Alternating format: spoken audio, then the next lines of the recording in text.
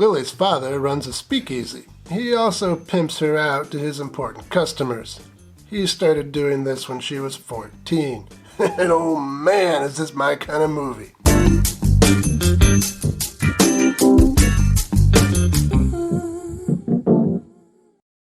Welcome to Exploitation Reviews, and me, Rob. Today I'm taking a look at an infamous pre-code drama from 1933, Babyface. 1933 was the last full year of the code being a mere suggestion rather than a law, and Warner Brothers took full use of that freedom to deliver some truly seedy stories.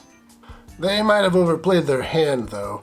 I've read that Babyface was one of the reasons the code stopped being a suggestion. Let's find out why. We start with some workers coming home after a hard day and entering the speakeasy. That's an underground, illegal pub if you're not hip to prohibition lingo. The pub is run by Nick, father to Lily, Babyface. And she doesn't actually have a baby face. I mean, she's hot, but not like the way babies are hot. Wait, that came out... Whatever, it's staying in. Anyway, the men call for Lily and Nick goes looking. Where'd she go? I don't know. Now look what you went and done. You're fired. You lazy, thieving little son of a... Hey! Easy with the whip. You keep out of this. But one of the patrons isn't interested in Lily for her beauty. He's trying to get her to have a better life. He's a fan of the German philosopher Nietzsche, even though he mispronounces it Nietzsche.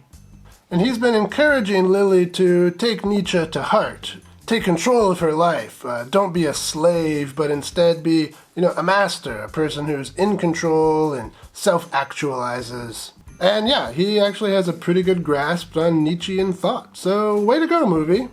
Around closing time, what I take to be a mafioso enters the pub, and Nick accepts his money and then leaves him alone with Lily. How are you, Lily? It was great up to now. I don't often get to see you alone.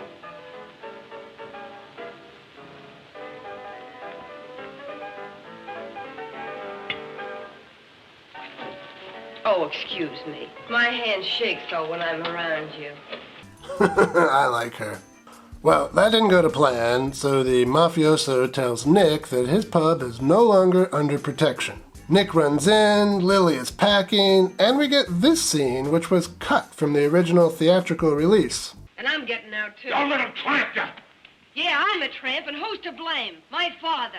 A swell start you gave me. Ever since I was 14, what's it been? Nothing but men, dirty, rotten men. And you're lower than any of them. I'll hate you as long as I live. In 2004, an uncensored version of the film was discovered, I believe, by the Library of Congress, and that's the version we have today. Which is cool, because the uncensored version really is a much better movie. Aren't they always? After Lily's father gets himself blowed up, she goes to the Nietzschean for some fatherly advice. And he finally convinces her to take charge of her own destiny, and he tells her she can use her beauty as power over men to get the kind of life that she wants. And that's exactly what she does. Together with her friend and, maid, Chico, I'll talk about her in a few minutes, they hop on a boxcar to New York. But they are discovered, and Lily gets her first opportunity to put her new philosophy into action. And you're going to get 30 days for it. In jail? Yes, in jail. Now, why don't we sit down and talk this thing over?